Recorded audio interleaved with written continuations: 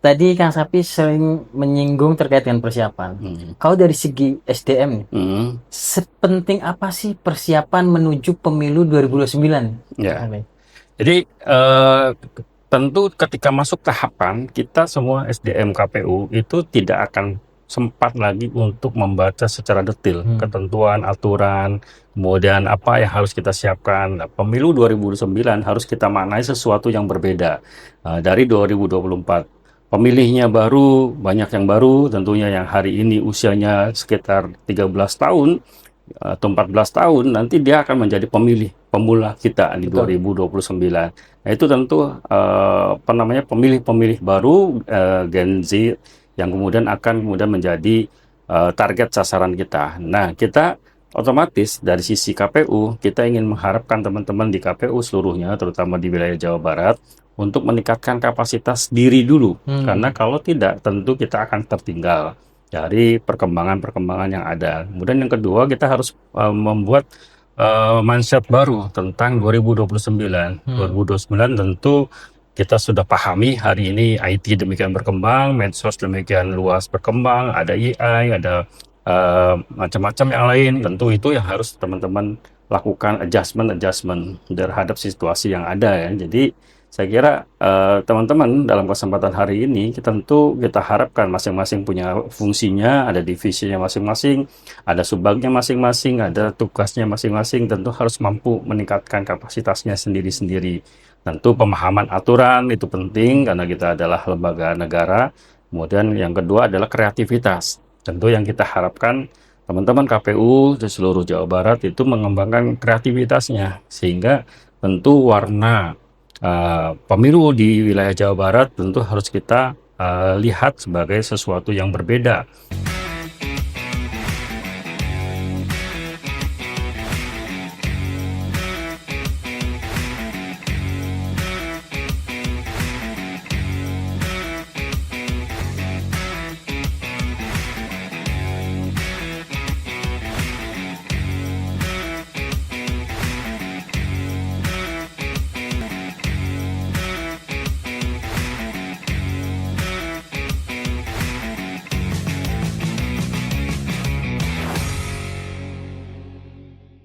Assalamualaikum warahmatullahi wabarakatuh. Salam. Sedulur KPU, bersama kita lagi di podcast Kocir, Konsultasi Cerdas Informasi Rakyat.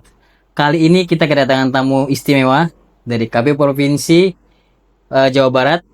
Kita akan berbincang-bincang terkait dengan masa depan KPU dan pemilu kedepannya dari segi sudut pandang divisi SDM dan Litbang. Bersama kita sudah hadir narasumber yang luar biasa, KPU Provinsi Jawa Barat, Abdullah Sapi'i, Ketua Divisi SDM dan Litbang.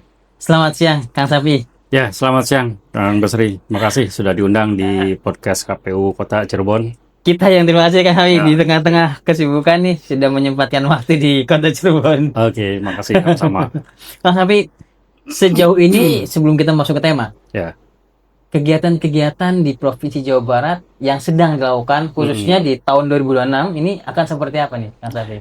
Ya, tentu pertama tahun 2026 ini kan eh, fase baru. Saya mungkin pertama-tama sebagai pimpinan KPU Provinsi Jawa Barat pada seluruh masyarakat, warga, kita sampaikan selamat tahun baru untuk kita semua. Semoga di 2026 ini akan lebih bagus buat kita semua. Jadi 2026 ini tentu H-3 dari pelaksanaan pemilu Hmm, 2029. betul, Nah, betul. itu karena pemilu 2029 itu sebuah kemestian, tentu setiap pergeseran tahun itu harus kita maknai sebagai sebuah persiapan yang semakin mendekati eh, pekerjaan utama kita untuk melaksanakan pemilu Hmm. dan pilkada nanti di 2031. Jadi saya kira hal-hal itu yang kemudian penting dilakukan. Saya selalu sampaikan dalam fase post-election ini Hmm. ada beberapa hal yang utama kita lakukan. Kemarin kita sudah melakukan review, audit, BPK, dan Hmm. seterusnya mengenai pelaksanaan pemilu dan pilkada. Nah, untuk berikutnya kita ada dua hal yang harus kita siapkan menurut teori dari ICE Project, itu dua hal utama yang harus kita lakukan. Pertama adalah penguatan kelembagaan, Uang kemerdekaan. institutional strengthening. Kemudian yang kedua adalah penguatan kapasitas SDM. Untuk apa? Untuk mempersiapkan lembaga ini dan SDM-SDM kita pada pelaksanaan pemilu 2029. Penguatan kelembagaan dan peningkatan kapasitas SDM bukan pekerjaan sehari dua hari. Tentu sebuah pekerjaan yang harus dilakukan secara kontinu dan berkelanjutan. Jadi otomatis kita punya banyak PR, tantangan yang harus kita lakukan dari sisi SDM untuk penguatan kelembagaan dan peningkatan kapasitas SDM. Dan itu yang akan prioritas kita lakukan di 2026, nanti 2027 itu sudah masuk tahapan. Kemudian 2028 ya sudah masuk puncak tahapan, 2029 adalah electionnya. Nah, itu yang harus kita persiapkan. Nah, tadi Kang Sapi sering menyinggung terkait dengan persiapan. Kalau dari segi SDM nih, sepenting apa sih persiapan menuju pemilu 2029? Ya. Jadi tentu ketika masuk tahapan, kita semua SDM KPU itu tidak akan sempat lagi untuk membaca secara detail ketentuan, aturan, kemudian apa yang harus kita siapkan. Nah, pemilu 2029 harus kita maknai sesuatu yang berbeda dari 2024. Pemilihnya baru, banyak yang baru, tentunya yang hari ini usianya sekitar 13 tahun atau 14 tahun, nanti dia akan menjadi pemula kita di 2029. Nah, itu tentu pemilih-pemilih baru Gen Z yang kemudian akan menjadi target sasaran kita. Nah, kita otomatis dari sisi KPU, kita ingin mengharapkan teman-teman di KPU seluruhnya, terutama di wilayah Jawa Barat, untuk meningkatkan kapasitas diri dulu. Karena kalau tidak, tentu kita akan tertinggal dari perkembangan-perkembangan yang ada. Kemudian yang kedua, kita harus membuat mindset baru tentang 2029. 2029 tentu kita sudah pahami hari ini IT demikian berkembang, medsos demikian luas berkembang, ada AI, ada macam-macam yang lain. Tentu itu yang harus teman-teman lakukan adjustment terhadap situasi yang ada ya. Jadi saya kira teman-teman dalam kesempatan hari ini kita harapkan masing-masing punya fungsinya, ada divisinya masing-masing, ada subbagnya masing-masing, ada tugasnya masing-masing, tentu harus mampu meningkatkan kapasitasnya sendiri-sendiri. Tentu pemahaman aturan itu penting karena kita adalah lembaga negara. Kemudian yang kedua adalah kreativitas. Tentu yang kita harapkan teman-teman KPU di seluruh Jawa Barat itu mengembangkan kreativitasnya sehingga tentu warna pemilu di wilayah Jawa Barat tentu harus kita lihat sebagai sesuatu yang berbeda. Karena kalau sekedar pemilu itu adalah datang ke bilik suara, memberikan suara, kemudian menghitungnya, tentu itu sesuatu yang biasa. Nah, kita harus maknai sesuatu pemilu itu sesuatu yang kemudian sarana demokrasi harus kita maknai lebih lanjut. Berarti menurut Kang Sapi sendiri, peran serta dari kedivisian SDM ini untuk kedepannya juga memang sangat penting sekali ya, terkait dengan persiapan menuju ke 2029 ini ya. Nah, selanjutnya Kang Sapi, tadi kita berbicara tentang seberapa penting. Sekarang dari divisi Kang Sapi sendiri, SDM dan Litbang, memaknai bahwasanya divisi SDM Litbang ini kan mesin strategisnya, mesin strategis dalam membangun untuk pemilu 2029 ke depan. Itu seperti apa Kang Sapi kira-kira? Ya. Jadi setiap kita itu kan adalah SDM kepemiluan, SDM KPU. Dia di divisi apapun itu adalah SDM KPU. Tentu kita harus meningkatkan kapasitas sesuai dengan fungsi divisinya masing-masing, fungsi subbagnya masing-masing, ataupun teman-teman yang di ASN, tentu kita mintakan mereka demikian membangun kapasitasnya masing-masing. Kemudian yang terpenting adalah teamwork yang harus dibangun. Nah, ini teamwork yang harus dibangun, kita selalu sampaikan, pekerjaan pemilu itu adalah pekerjaan bersama. Outputnya adalah output KPU sebagai pelaksana kepemiluan, penyelenggara pemilu. Nah, kemudian teman-teman yang lain, divisi-divisi lain pun tentu harus bersinergi. Kita selalu sampaikan team of team itu menjadi sesuatu yang penting untuk bisa kita laksanakan suksesnya pemilu 2029. Nah, yang kedua, bahwa seluruh SDM ini nggak bisa kita menyelenggarakan pemilu tanpa peran serta masyarakat. Nah, di situ kita nanti pada masa tahapannya kita akan rekrut PPK, kita akan rekrut PPS, kita akan rekrut KPPS, mungkin Pantarlih juga. Nah, itu SDM itu tentu sesuatu yang harus kita bina sejak awal. ada prinsip dasar dalam SDM yang utama dalam konteks kepemiluan, bukan sekedar aspek teknikalnya, kemampuan dia menyelenggarakan kegiatan, memahami itu, tapi juga dia aspek kode etik dan integritasnya. Betul. Nah, itu penting kita pahami. Kenapa? Karena unsur utama dalam penyelenggaraan pemilu yang utama itu adalah kode etik, kode perilaku, dan integritas yang harus dijaga. Selain tentu profesionalitas. Nah, ini yang sesuatu yang nggak bisa kita tumbuhkan dengan mudah.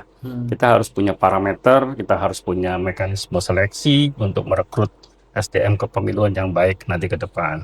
Nah, tentu dalam masa sebelum mereka kita rekrut, internal kita juga harus terbangun prinsip-prinsip dasar tadi, bahwa kita memiliki integritas yang baik, kita memiliki kode perilaku yang baik, kemudian kita membangun disiplin kerja yang baik. Nah, ini yang 2026 itu terus kita tumbuhkan, bahwa disiplin komisioner, ASN dan seterusnya itu harus kita tumbuhkan. Makanya sesuatu itu tidak bisa instan, sesuatu itu harus ditumbuhkan menjadi sikap, menjadi budaya, menjadi habit ya. Jadi untuk menumbuhkan itu tentu kita perlu waktu dan perlu pembiasaan. Nah, ini yang mau kita tumbuhkan. Kita tentu paham ketika kita masuk tahapan, hampir kita tidak punya waktu lagi untuk kemudian berleha-leha dan seterusnya. Kita harus melakukan tahapan itu demikian ketat, apalagi pemilu mendatang itu akan serentak juga untuk pilpres dan pilegnya. Kemudian kita ada pilkadanya, nanti pilkada ya, nah gitu yang harus kita lakukan. Jadi masa waktu 2029-2031 itu menjadi masa yang election yang panjang. Kalau dulu kita dalam satu periode, dalam satu kesempatan dilaksanakan. Nanti 2009-2031 itu sudah 2009, 2010, 2029, 2030, 2031 itu masa tahapan semuanya. Itu panjang. Panjang sekali. Otomatis hari ini yang harus kita lakukan apa? Persiapan. Tata kelola lembaga, saya minta itu dibenahi. Jika memang ada yang belum sesuai dengan peraturan KPU, tata kerja, dan seterusnya, tentu harus kita benahi.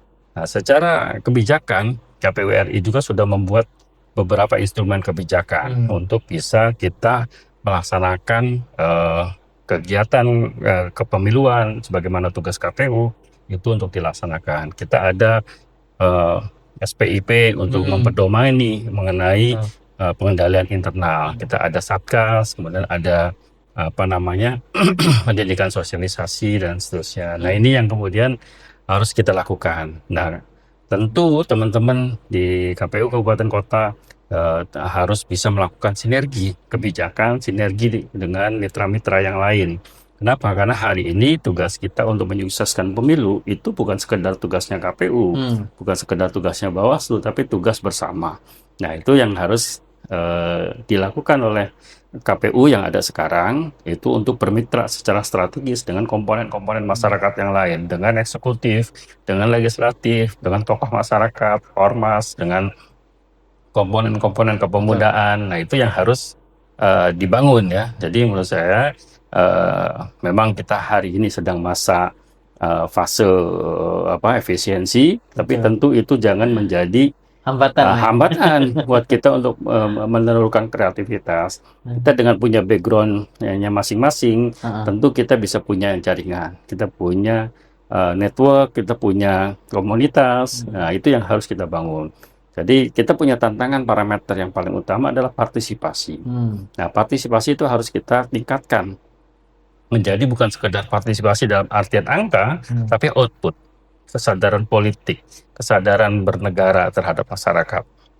Nah, ini tantangan saya kira Cirebon, kota Cirebon dengan wilayah yang ada ini, tentu kita punya PR-PR juga yang harus kita mampu selesaikan dengan sebaik-baiknya. Nah, kita ingin SDM kepemiluan yang ada di KPU, kita punya rangkaian training, rangkaian pelatihan, rangkaian ini kebijakan yang sudah dibuatkan oleh pimpinan KPU RI untuk pengembangan kapasitas masing-masing, karena kita tentu harus seiring dengan tantangan zaman, tantangan ke depan yang harus kita sesuaikan. Nah, ini terus kita lakukan. Jadi SDM kepemiluan ini tidak banyak sebetulnya, tapi tentu bersinergi lah dengan kepentingan dengan stakeholder yang lain, tentu dengan pemerintah daerah, eksekutif, legislatif, komponen masyarakat, ormas, OKP dan seterusnya gitu. Nah, tadi terkait dengan persiapan Hmm. untuk 2009. Tentu juga sebelumnya di pilkada terakhir, kita kan tadi 2024 Hmm. satu periode ya. Artinya Hmm. pemilu dengan pilkada itu berbarengan lah kurang Ya, lebihnya. betul. Kita juga masuk ke masa yang tadi Kang Sapi sampaikan post electionnya. Ya. Pasti sebelum itu, sebelum masuk ke 2009, ada evaluasi-evaluasi dari divisi SDM. Hmm. Hmm. Sebenarnya yang paling menonjol dari divisi SDM yang paling disorot terkait dengan evaluasi dari internal KPU sendiri, terutama misalkan KPU provinsi ataupun KPU kabupaten Hmm. kota Ya. yang Kang Sapi naungi, itu apa saja sih Kang Sapi? Ya, saya kira ada banyak tantangan terutama berkaitan ketika kita ad hoc demikian banyak, misalnya KPU Provinsi Jawa Barat pada masa pilkada, pada masa pemilu 2024 itu mengelola 1,3 juta. Luar biasa. Itu SDM yang kita Luar kelola, biasa. gitu kan? SDM yang kita kelola, apa namanya, 1,3 juta seluruh Jawa Barat dari 27 satker yang ada di kita. Bayangkan bagaimana kita mengelola 1,3. Ketika pilkada kita mungkin sekitar 1 jutaan karena TPS-nya berkurang. DPT Nah, Kota Semarang aja tidak saya iya, kita mengelola DPT 35.714.901 kan, itu cukup banyak dan terbesar se-Indonesia. Dengan SDM yang 1,3 tadi. Nah, artinya apa? SDM ini jumlahnya demikian banyak. Kita nggak mungkin memberikan pelatihan ke mereka dalam jangka waktu pada masa tahapan. Kenapa? Ketika kita turun, di depan kita udah ratusan orang, ribuan bahkan mungkin kalau saya turun dari provinsi ke kabupaten kota. Nah, itu nggak mungkin kita melakukan BIMTEK di sana. Betul. Nggak mungkin kita melakukan apa namanya pembangunan fakta integritas, kemudian pengertian mengenai kode perilaku dan seterusnya. Hal-hal itu mungkin secara teoritis terpahami, tapi kemudian secara attitude dan seterusnya itu kan harus kita lakukan kontrol dengan baik. Betul. Nah, apa namanya PR utamanya yang tadi pertanyaannya terbanyak justru pada masalah itu, pada penegakan kode etik, kode perilaku, profesionalisme dari penyelenggara pemilu pada saat itu. Itu PR yang nyampe ke kita ya, aduan-aduan dari masyarakat mengenai perilaku kode etik, kode perilaku dan profesionalisme penyelenggara pemilu. Nah, ini PR yang saya kira tidak bisa kita selesaikan dalam jangka waktu singkat. Betul. Ketika training pelatihan sehari, 2 hari, mungkin secara aspek technical ya, itu bisa kita lakukan. Oh, ini cara menghitung, oh ini cara ini, itu kan. Pemilu kan dari dulu masuk masuk ke TPS, ambil surat suara, masuk ke bilik, kemudian coblos, kemudian tinta Udah itu keluar, habis itu dihitung kan dari dulu. Iya, begitu Pemilu kan saja. begitu. Nah, sekarang kita sudah meningkatkan dengan digitalisasi, dengan Sirekap, kemudian dengan apa namanya dan seterusnya. Nah, dalam konteks SDM kita ada Siakba. Nah, jadi kita sudah mendigitalisasi data penyelenggara pemilu di situ. Di Jawa Barat 1,3 itu datanya ada di kita. Nah, cuma data itu kan data statis ya, data yang harus kita update. Nah, pengupdateannya kita memang belum punya mekanisme kecuali yang sekarang menjadi penyelenggara pemilu di KPU kabupaten provinsi maupun kabupaten kota. Tapi yang ad hoc kita punya datanya. Cuma kan kita punya data itu kan data yang statis, nggak dinamis. Kita belum punya sarana mengupdate nih. Misalnya konteks kompetensi mereka bagaimana. Betul. Kemudian mereka juga punya permasalahan apa kan kita nggak punya. Kalau untuk kitanya mungkin ada ya, tapi kalau untuk yang ad hoc kita nggak punya. Sehingga ketika kita seleksi kita menggunakan data sekedar SKCK. Betul. Kan gitu kan, sekedar surat keterangan catatan kepolisian untuk menjadi JTK pedoman kita. Nah, tapi kita rekam jejak mereka dan sebagainya kita tidak tahu. Dan kita hanya mengandalkan pengaduan masyarakat. Apalagi yang KPPS ya. Apalagi yang KPPS. Yang waktu singkat. Nah, terkait dengan tadi Kang Habib, kompetensi. Sebenarnya kompetensi yang diharapkan SDM dari provinsi seperti apa nih? Baik di tingkatan kabupaten kota, komisionernya, ASN-nya, termasuk ad hoc nih kompetensinya yang diharapkan Ya. seperti apa sebenarnya? Ya, tentu pertama begini, kalau untuk penyelenggara pemilu, saya kira tadi kita gambarkan, secara teknikal ya begitu kan, Hmm. tapi kan kita harus melakukan adjustment terhadap situasi. Hmm. Misalnya apa? Sekarang dalam konteks sosialisasi, misalnya kita sekarang mengarah pada generasi Y dan Z yang Betul. sekarang mereka akan menjadi pemilih pemula nanti. Nah, tentu tantangan sosialisasi, SDM yang menangani sosialisasi tentu harus melakukan perubahan-perubahan paradigma. Hmm. Misalnya, saya selalu mencontohkan begini. Ketika KPU sebagai lembaga dengan dibiayai oleh negara sedemikian, kemudian untuk melakukan itu, mengupload informasi apapun, ternyata yang like, yang melihat itu paling jumlahnya berapaan. Betul. Tapi ketika generasi Y dan Z tadi yang mengupload sesuatu yang mungkin buat kita biasa-biasa saja, yang like-nya, yang melihatnya, yang Yang mereview, komennya yang komennya banyak sekali. Betul, betul, betul itu. Artinya, Fenomena betul. itu apakah kita nggak menarik atau kemasan kita nggak menarik? Betul. Nah, itu yang kemudian harus kita lakukan. Kenapa kita nggak bisa apatis dengan itu? Karena mereka sasaran kita sebagai Betul. pemilih pemula Betul, nanti. betul, betul. Artinya apa? Menurut saya kemitraan strategis di sisi itu, kita harus mengajak mereka, komponen generasi muda itu, untuk sebagai bukan sekedar objek. Saya selalu sampaikan, jangan mereka sekedar objek. Kita datang ke mereka, ke pemilih pemula, ke SMA, SMA, kita ceramah satu arah kan. Betul. Bla bla bla Suruh bla milih bla kan, nanti, suruh datang ke milih. TPS. Datang ke TPS, datang ini. Iya, itu. Mereka yang begitu-begitu kan mereka udah paham. Ah. Nah, yang harus kita lakukan, menurut saya, kebijakan yang harus kita lakukan adalah melibatkan mereka sebagai penyelenggara pemilu nanti. Sebagai subjek berarti. Sebagai subjek. Dari objek ke objek menjadi subjek. Jadi nanti kita libatkan mereka jadi PPK, PPS, KPPS untuk masuk. Tentu kita tetap memperhatikan yang berpengalaman, tapi proporsinya mereka harus kita libatkan. Betul. Nah, ini kami dari sisi SDM sejak pilkada kemarin sudah membuat kebijakan itu untuk mendorong mereka bukan sekedar objek, tapi mereka menjadi subjek. Kalau mereka berubah menjadi subjek, mereka akan mengajak lingkarannya. Betul. Mereka akan selfie ketika BIMTEK dengan kita, teman-temannya melihat, oh gimana sih pemilu dan sebagainya. Nah, itu mereka akan bisa menarik komunitasnya. Secara tidak langsung berarti mengajak juga ternyata. Nah, secara tidak langsung mereka akan mengajak. Oh, ini ya begini. Betul, betul. Ada komunikasi yang terjalin ya. Yang terjalin. Nah, kenapa? Karena mereka subjek di kita dan menjadi subjek di komunitasnya. Itu juga termasuk inovasi sebenarnya yang saya. Ya, itu yang harus kita lakukan dan saya kira strategi-strategi ke depan itu harus kita libatkan mereka. Ya, karena apa? Dulu kita punya relawan demokrasi kan, kita sekarang tidak ada kan. Betul. Nah, kita harus rubah itu melibatkan mereka. Otomatis sejak awal pun di masa post election ini nanti kan ada post election, ada pre-election, ada election kan. Nah, kalau saya memahami ini post election di 2026. Post 2025 2026 itu post election. Kita lakukan itu.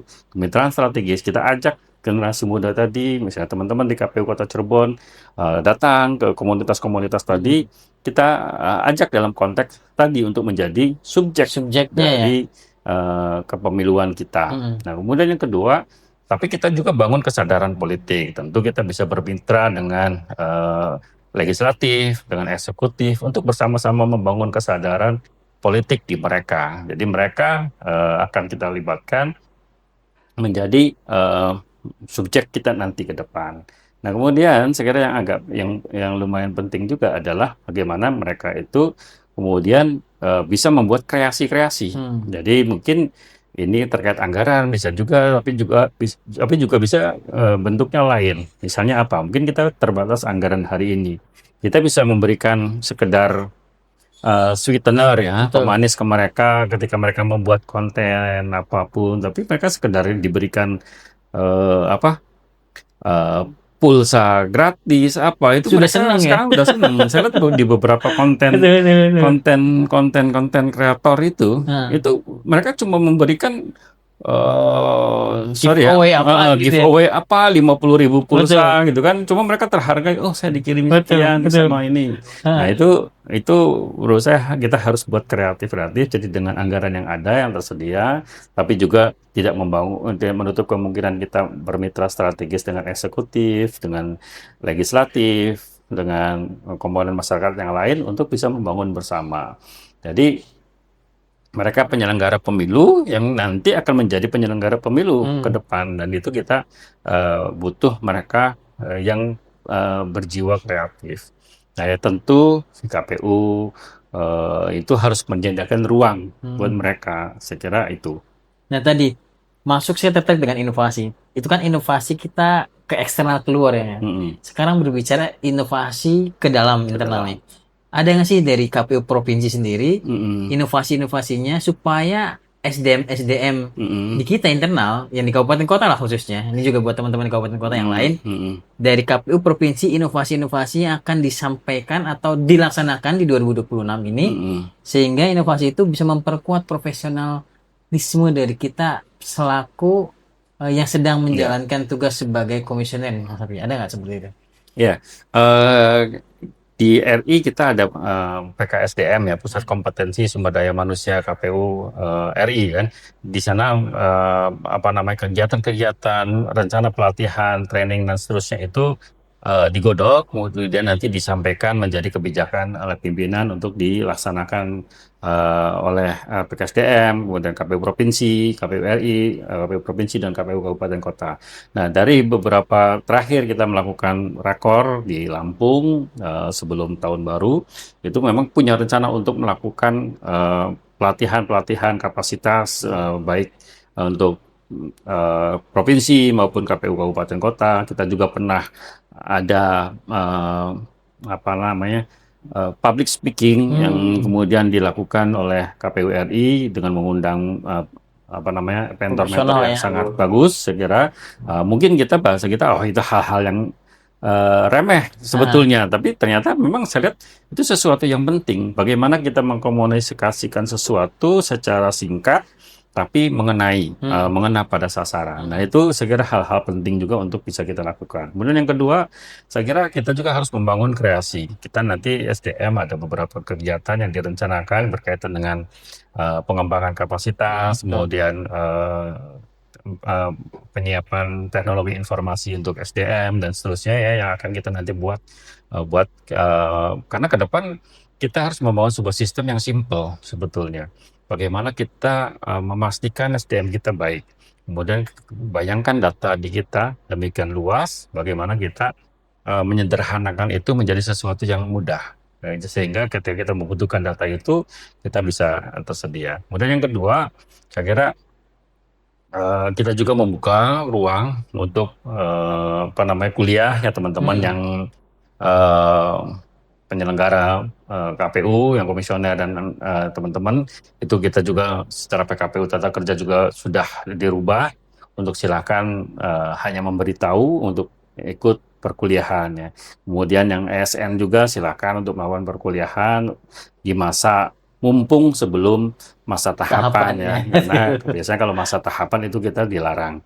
Nah, itu Ah, sekarang mumpung untuk masa tahapan sampai 2027 mungkin awal ya, betul. itu kita bisa punya peluang. Artinya 2026 full setahun, 2027 mungkin setengah tahun kita Hmm, bisa manfaatkan itu. Jadi saya kira ini kesempatan, bahasa saya ini post election, nanti 2027 itu mungkin hitungan saya sih masa fase fase post election itu akan berhenti di Agustus kalau hitungan saya. Itu kalau sudah Agustus ke sana udah pre-election. sudah mulai Pre-election tahapan sudah ya. mulai masuk. Nanti Juni misalnya informasinya Juni sudah masuk tahapan untuk Sudah sibuk verifikasi berarti. partai politik dan sebagainya. Jadi waktunya nggak banyak. Jadi teman-teman untuk rekan-rekan masyarakat, ya, jadi banyak hal yang sebetulnya sekarang juga dilakukan oleh KPU RI, provinsi dan KPU Kabupaten Kota dalam masa post election ini terhadap pertanyaan-pertanyaan ngapain sih KPU Betul. pasca pemilu Betul. ini, Itu banyak hal. pertanyaannya Nah, seperti itu di ini pertanyaan masyarakat. gitu.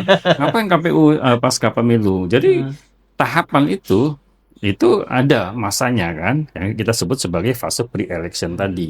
Nah, kemudian kita pas election ini kita lakukan apa? Penyiapan kapasitas kita bagaikan gini.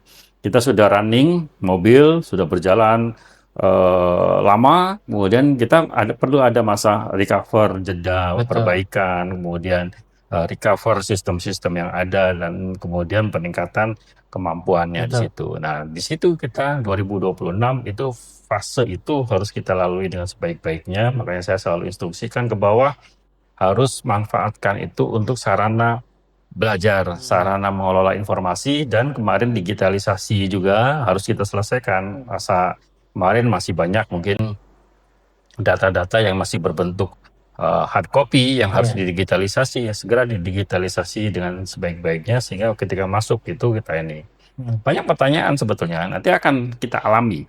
Ya, karena saya pernah menyelenggarakan pemilu 4 kali. Ketika kita masuk tahapan, kita sudah banyak hal yang sebetulnya kita tuh mencari sesuatu harus mudah. Oh, kita butuh data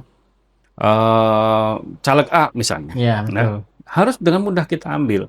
Nah, kalau dulu bentuknya adalah hard Hard copy, copy. hari ini kita harus semakin mudah dengan Digitalisasi ya. digitalisasi. Nah, itu harus harus dibuat oleh teman-teman, harus dibuat timetable-nya begitu. Itu kita seringkali begitu. Misalnya apa? Kita butuh, ya kita tidak menutup informasi terhadap informasi-informasi politik yang hari ini terjadi kan, mengenai ijazah, mengenai dokumen yang lain Ya. dan sebagainya. Nah, itu jangan sampai terjadi. Apalagi hari ini saya kira publik itu punya hak informasi pada kita. Nah, kita harus menyiapkan itu. Keterbukaan informasi publik sebagaimana Undang-Undang 14 itu harus betul-betul dilayani oleh KPU. Misalnya mereka membutuhkan informasi apa, ya kita harus bisa sediakan selagi informasi itu masuk pada informasi kategori informasi publik ya. Nah, itu kita harus bisa sediakan. Nah, ini di sini ada PPID, saya kira nah itu harus benar-betul difungsikan sebaik-baiknya. Kemudian ada JDIH, kemudian ada lain-lainnya, ada di Parmas juga ada. Nah, itu teman-teman harus bisa memudahkan. Saya selalu bayangkan jangan sampai publik itu yang merasa punya hak, bukan merasa ya, memang punya hak terhadap kita, Informasi. susah mengakses informasi. Ya, itu kita harus mudahkan. Makanya saya selalu dorong dulu pimpinan RI sudah punya kebijakan rumah pintar pemilu. Nah, itu harus difungsikan. Silahkan. Dari masa ini teman-teman punya kewajiban untuk melakukan pendidikan literasi demokrasi kepada masyarakat. Nah, otomatis kita bisa masuk ke tadi pemilih-pemilih, calon-calon pemilih pemula SMP kelas 2, kita bisa datang mereka, bahwa mereka ini harus kita bangun kesadarannya. Jangan sampai yang mereka terima adalah informasi-informasi yang sifatnya apatis terhadap kondisi-kondisi hari ini. Jadi yang kita harus bangun itu adalah kesadaran bernegara mereka. Kenapa mereka harus memilih? Kenapa mereka harus menyampaikan informasinya? Kita ini negara demokrasi yang founding fathers kita sudah memutuskan kita negara demokrasi, otomatis aspirasi itu harus disampaikan sebaik-baiknya. Nah, itu yang kemudian kita harus bangun. Kesadaran bernegara tadi, kesadaran politik tadi harus kita bangun sejak dini. Kalau mereka hanya menerima informasinya, informasi negatif yang kemudian timbul, nah, mereka akan menjadi pemilih yang apatis nanti. Bisa jadi, ya kita lihat datanya lah hari ini. Partisipasi pemilih masih, ya walaupun alhamdulillah, tapi ya menurut saya masih belum optimal, masih kurang. Jadi, dan apalagi kalau kita bedah, coba mungkin di divisi Parmas, atau bekerja sama dengan divisi Datin, bisa kita bedah tuh di setiap TPS. Kenapa orang itu si A ini kenapa nggak datang di TPS? Ya bisa ya. Nah, kita kan hari ini belum punya data. Betul. Kenapa si A dengan nik sekian nggak datang ke TPS ketika pemilu? Kenapa nggak datang ketika pilkada? Apakah orang ini masih hidup, ataukah orang itu sudah pindah, atau apa? Kan harus kita ini. Nah, kita hari ini kita nggak punya data. Kita hanya punya alasan mereka nggak datang. Nggak datang TPS. Ke TPS. Tapi alasannya kan harus kita. Seharusnya kita punya instrumen KPPS di bawah. Kita punya instrumen PPS di desa, kelurahan. Kita bisa ketahui sebetulnya, karena kalau KPPS itu pastinya adalah tetangga-tetangganya. Kita bisa tanya, ini kenapa Pak A ini nggak datang? Alasan realnya Alasannya apa? Ini? Misalnya, melaut, misalnya. Oh ya udah, satu instrumen kita tulis keterangannya melaut, misalnya kan. Nanti berikutnya, kenapa si C ini nggak datang? Hmm, Oh, ternyata dia merantau. bisa begitu.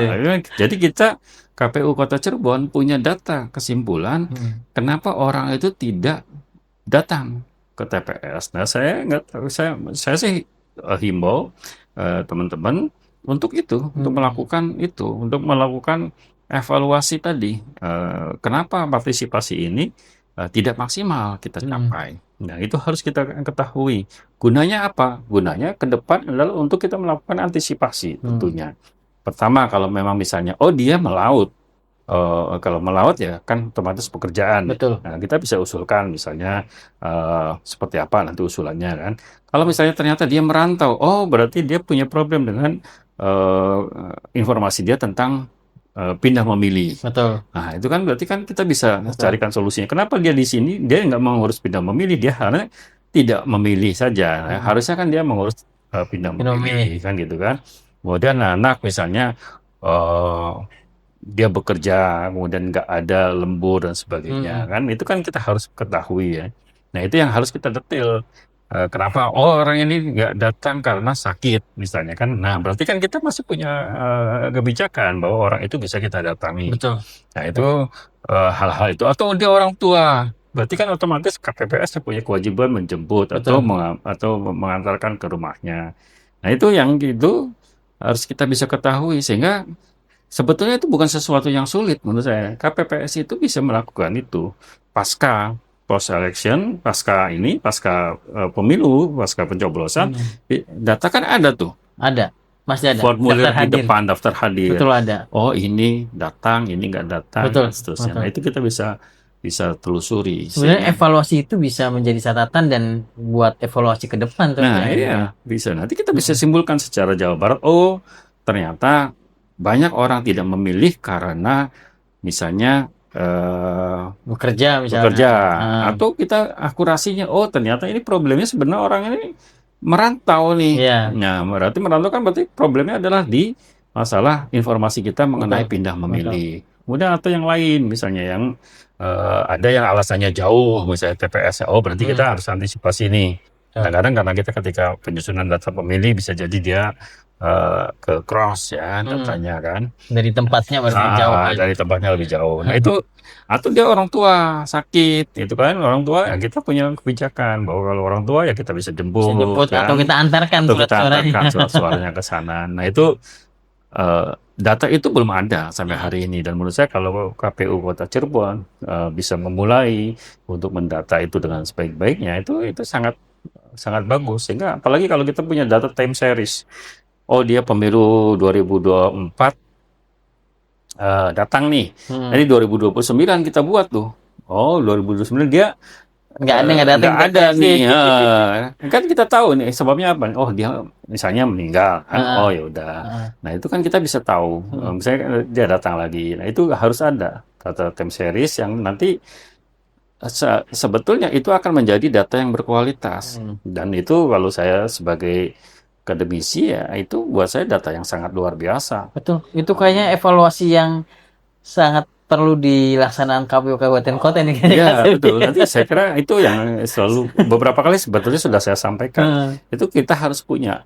Kenapa orang itu memilih? Kenapa orang itu tidak memilih? Karena datanya tuh ada. Betul. Di kita di kotak itu kita ada Ada datanya. dan daftar hadir Dan itu daftar ada. hadir ada. Itu real kan? Itu Dan bisa dilihat real. sebenarnya. Real bisa dilihat. Paling nanti kita bicara terkait dengan instrumennya seperti apa Nah, di dalamnya. Mungkin yang harus kita perdalam itu. Sekarang kan teknologi hari ini gampang untuk bisa membuat itu menjadi terekap dengan sebaik-baiknya kan. Bikin tabel atau apa gitu. Tabel, Excel sederhana saja sudah bisa. Nah ini saya kira harus kita mulai di Jawa Barat. Saya mintakan teman-teman juga di KPU Kabupaten Kota yang lain yang menyaksikan ini untuk bisa kita laksanakan. Itu menjadi sesuatu yang punya kualitas saya kira. Nanti untuk data pemilih pun akan lebih berkualitas datanya. Kenapa? Karena kita jadi tahu. Walaupun mungkin ya ada saja yang mungkin nulis yang nggak mau aja memilih. Ya sudah. Ada alasan begitu. Ada saja. Misalnya tetangga TPS tapi nggak datang. Males lah. Nah, ya udah kita nggak apa-apa. Berarti kan ada unsur itu. Nanti kita bisa lihat kategorinya nih. Kan di situ kan ada umur kan Betul, ada ini. betul. Nah, kenapa kecenderungannya begitu? Nah, itu saya kira itu akan menjadi data yang berkualitas. Nah, jadi kita jangan hanya kita menarik kesimpulan saja. Orang partisipasi rendah karena apa? Kan kita nggak Betul. jelas. Harus jelas kriterianya. Secara realnya belum ada Secara gitu ya. realnya ya belum ada. Nah, kalau memang kita ketemu di situ, oh berarti kita nih kan nanti misalnya Kang Basri Hmm. di KPU Kota Cirebon tahu nih, oh ternyata di Kecamatan Lemahuguk Hmm. misalnya, kenapa partisipasinya sekian? Hmm. Di TPS apa di kelurahan mana yang rendah? Kemudian di TPS mana yang rendah? Kan kita bisa runut Betul. tuh nanti Termasuk data. alasan kenapa rendah, Nah, kenapa kenapa ya? alasan kenapa Betul, rendah? Kan betul. kita bisa langsung deskripsikan. Oh, gitu kan. Kenapa Hmm. ini dan itu yang harus kita lakukan. Dengan itu kita punya sebagai KPU kota bisa tahu. Oh, berarti strategi berikutnya Betul. kita harus Dan apa? tadi evaluasi termasuk strategi ke depan supaya lebih banyak partisipasinya juga aktif itu Ya. seperti apa? Kan tapi ini sangat menarik kayaknya. Mm, mm. Tapi saya minta kayaknya ini kita harus closing. Siap. Saya minta tapi closing arahan ataupun apapun kepada rekan-rekan baik itu di internal KPU sendiri untuk rekan-rekan di kabupaten kota ataupun pada masyarakat. Silakan Kang Sapi. Ya, pertama tentu buat rekan-rekan kerja saya di KPU Kabupaten Kota di wilayah Jawa Barat, tentu masa post election ini harus kita manfaatkan sebaik-baiknya untuk peningkatan kapasitas SDM kita dan SDM kepemiluan yang ada di dalam wewenang kita, dan kemudian penguatan kelembagaan. Nah, penguatan kelembagaan ini tentu rekan-rekan kita himbau terus melakukan sinergi kebijakan dengan seluruh stakeholder, dengan eksekutif, dengan legislatif, dengan komponen masyarakat yang lainnya, OKP, kepemudaan, ormas, keagamaan, dan seterusnya yang harus kita bangun. Dan jangan lupa juga kita harus melakukan kemitraan strategis juga dengan sekolah-sekolah yang akan menjadi sumber SDM kepemiluan kita mendatang. Dengan kampus-kampus juga harus kita lakukan. Saya selalu menghimbau untuk menyediakan ruang di KPU kabupaten kota buat KPU, buat masyarakat, kampus, sekolah itu untuk magang di KPU untuk mereka bisa memahami secara detail pekerjaan KPU, memanfaatkan informasi yang dimiliki di KPU untuk kepentingan mereka, sehingga mereka bisa punya sarana belajar. Ya, silakan mereka bisa berkunjung. Saya kira ruangan KPU Kota Cirebon memadai untuk teman-teman bisa magang atau melakukan kunjungan singkat untuk belajar tentang kepemiluan secara langsung di KPU Kota Cirebon. Nah, untuk masyarakat, saya kira silakan memanfaatkan sarana yang dimiliki oleh KPU Kota Cirebon. Saya kira podcast ini sangat baik untuk sarana informasi. Saya kira di sini juga ada podcast yang mobile yang nanti saya kira teman-teman bisa manfaatkan untuk sama-sama sharing informasi. Kenapa? Karena pemilu itu bukan sekedar nyoblos, tapi pemilu itu adalah membangun kesadaran tentang hak dan kewajiban kita sebagai warga negara. Saya kira itu yang kita harapkan. Terima kasih atas undangan hari ini dan tetap semangat teman-teman, masyarakat tentu harus ikut berpartisipasi juga untuk membantu kita dalam mensukseskan kegiatan-kegiatan KPU di masa mendatang. Terima kasih Kang Sapi telah Siap, menyempatkan waktu makasih dan tadi sama-sama. masukan-masukannya. Sukses selalu dan berkah selalu untuk Kang Sapi. Terima kasih, Mas. Makasih, Mas Sedulur Ri. Coachir, demikian podcast kita terakhir dengan Kang Sapi. Tentu saja ke depan kita hadirkan narasumber-narasumber yang lain. Terima kasih. Baik lagi. Assalamualaikum warahmatullahi wabarakatuh. Assalamualaikum warahmatullahi wabarakatuh. Terima kasih.